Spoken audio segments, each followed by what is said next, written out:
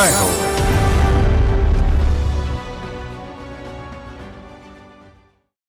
కథ కంచికి పోలేదు. ఆమె కథ కంచి నుంచే ఆరంభమైంది. చెన్నైలో రైల్వే ఉద్యోగి కుమార్తె కల్పనా శంకర్ స్వయం కృషితో ఎదిగారు. అణుభౌతిక శాస్త్రం చదివి క్యాన్సర్ నిరోధక చికిత్సలు చేశారు. కానీ సమాజానికి పేదరికమ పెద్ద రుగ్మత అని గ్రహించారు. 2004లో హ్యాండ్ ఇన్ హ్యాండ్ ఇండియా సహ వ్యవస్థాపకురాలై కాంచీపురంలో వేలాది బాలలకు వెట్టి చాకిరీ తప్పించారు. రుణాలిప్పించి లక్షలాది స్వయం సహాయ మహిళలకు ఉపాధి చూపారు.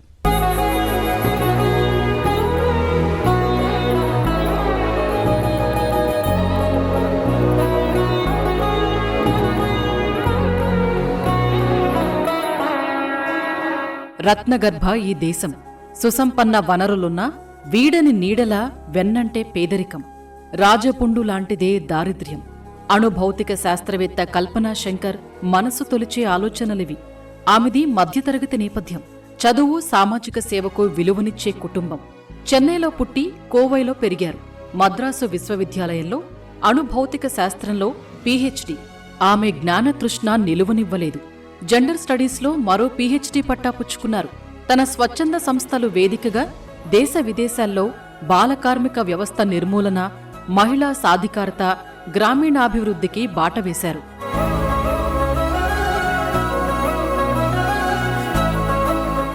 I'm the chairperson of Hand in Hand India. నేను హ్యాండ్ ఇన్ హ్యాండ్ ఇండియా అనే స్వచ్ఛంద సంస్థ చైర్పర్సన్ ని, అలాగే బెల్స్టార్ మైక్రో ఫైనాన్స్ సంస్థ ఎండీని కూడా. ఇంకా చెప్పాలంటే నేను శాస్త్రవేత్తను. న్యూక్లియర్ ఫిజిక్స్ లో పీహెచ్డీ అయ్యింది. మద్రాసు ప్రెసిడెన్సీ కళాశాల ప్రయోగశాలలో థీసిస్ సమర్పణ నాకు గొప్ప అనుభూతి. ఎందుకంటే మన దేశ నోబెల్ బహుమతి గ్రహీతలు సర్ సివి రామన్, సుబ్రహ్మణ్యన్ చంద్రశేఖర్ ఈ దిగ్గజాలిద్దరూ తమ పరిశోధన పత్రాలు సమర్పించిన ప్రయోగశాల అది. థీసిస్ అదే ల్యాబ్ల தான் డిఫెండ్ பண்ணாங்க. కోవైలో పెరిగిన ముగ్గురు అక్క చెల్లెళ్లలో కల్పన పెద్ద. రైల్వే ఉద్యోగిగా పనిచేసిన తండ్రి తనయకు స్ఫూర్తిదాత. ఆయన తన కుమార్తెలను చదువులో ఎంతో ప్రోత్సహించారు. ఓ ఐఏఎస్ అధికారితో కల్పన వివాహమైంది. ఆయన కోయంబత్తూర్లో పనిచేస్తుండగా సమస్యలతో వచ్చే సందర్శకులతో మాట్లాడినప్పుడు వారి సమస్యలు తెలిసాయి. ఆ సమయంలోనే రెడ్ క్రాస్లో పనిచేయడంతో సామాజిక అవగాహన విస్తృతమైంది. అప్ప పేరు దండపాణి, అవరు రైల్వేలో. మా నాన్న దండపాణి, రైల్వేలో పనిచేశారు. మా అమ్మ విజయలక్ష్మి. మా తోబుట్టువులలో నేనే పెద్ద. నాన్నెప్పుడు ఒకటే చెబుతుండేవారు, మన సంస్కృతి, సంబంధిత విశ్వాసాలను ఎన్నడూ వదిలిపెట్టవద్దనేవారు. అలాగే మహిళలు ఆర్థికంగా స్వతంత్రంగా ఉండాలని అభిలషించారు. వాల్యూస్ எல்லாம் விட வேண்டாம், but at the same time நீங்க you should be financially independent అని சொல்லிட்டு. తమిళనాడు మహిళా అభివృద్ధి సంస్థలో పనిచేయడంతో డాక్టర్ కల్పన కెరీర్ ఆరంభమైంది. ఈ క్రమంలో ప్రపంచ బ్యాంకు పేదరిక నిర్మూలన కార్యక్రమాల అధికారి అయ్యారు. ఇదే సమయంలో 2002లో స్వీడన్ పారిశ్రామికవేత్త పెర్సీ బార్నెవిక్ పరిచయం ఆమె కెరీర్ను మలుపు తిప్పింది. ఆయన మార్గదర్శనంలో కల్పన వ్యవస్థాపకురాలుగా 2004లో కంచి కేంద్రంగా హ్యాండ్ ఇన్ హ్యాండ్ ఇండియా స్వచ్ఛంద సంస్థ ప్రారంభమైంది. ఉభయులు కంచిలో బాల కార్మికుల విముక్తికి పనిచేశారు.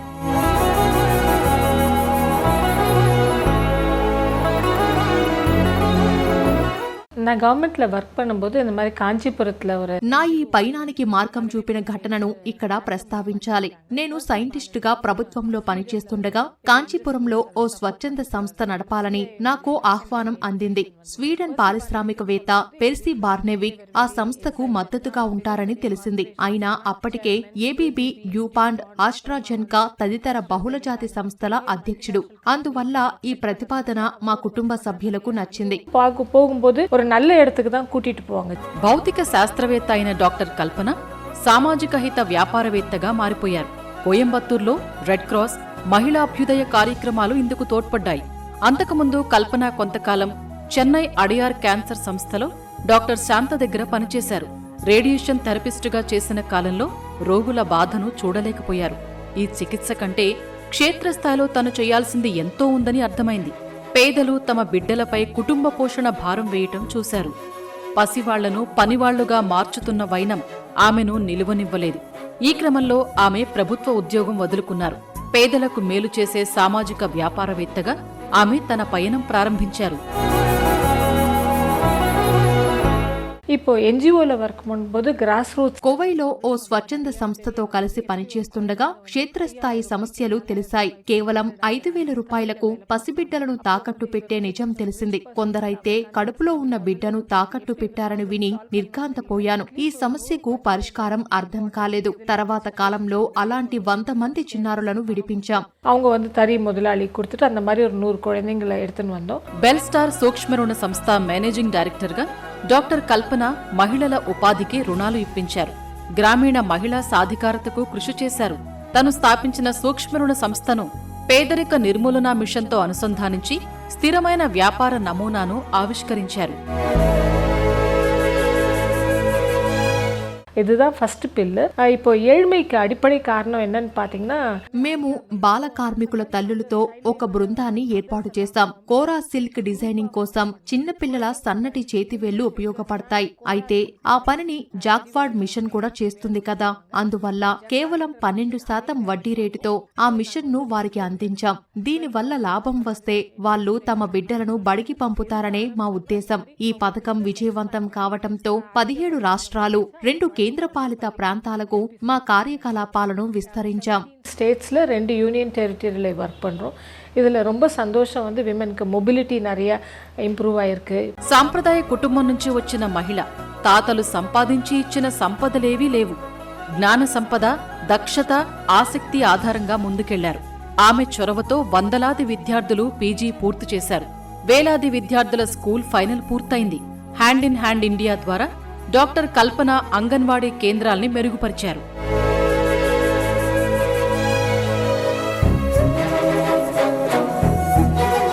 కిటతట 500 పీపుల్. మేము సాయం అందించిన మాతృమూర్తుల బిడ్డల్లో సుమారు 500 విద్యార్థులు పోస్ట్ గ్రాడ్యుయేషన్ పూర్తి చేశారు. బిడ్డలు 10th పాస్ అయితే ఆ అమ్మలకు ముందుగా ఓ ఆత్మవిశ్వాసం వస్తుంది. దాంతో వారు తమ పిల్లలను చదువులకు పంపేలా చూస్తారు.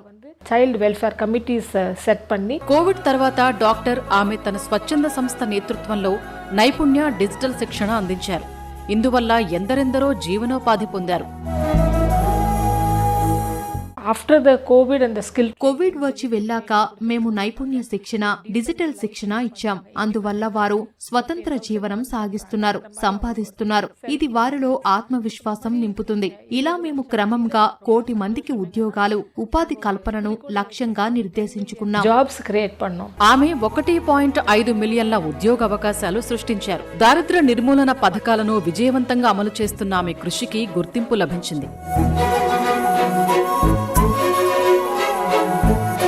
இந்த వర్క్ పన్నதுக்காக భారత ప్రభుత్వం నన్ను 3 జాతీయ పురస్కారాలతో సత్కరించింది. అంతేకాదు నాకు ప్రధానమంత్రిని కలిసే సువర్ణ అవకాశం లభించింది. ఇంకా నారీ శక్తి పురస్కార్ వచ్చింది. ఇంటర్నేషనల్ విమెన్స్ డే అన్నికి కొడతాంగ.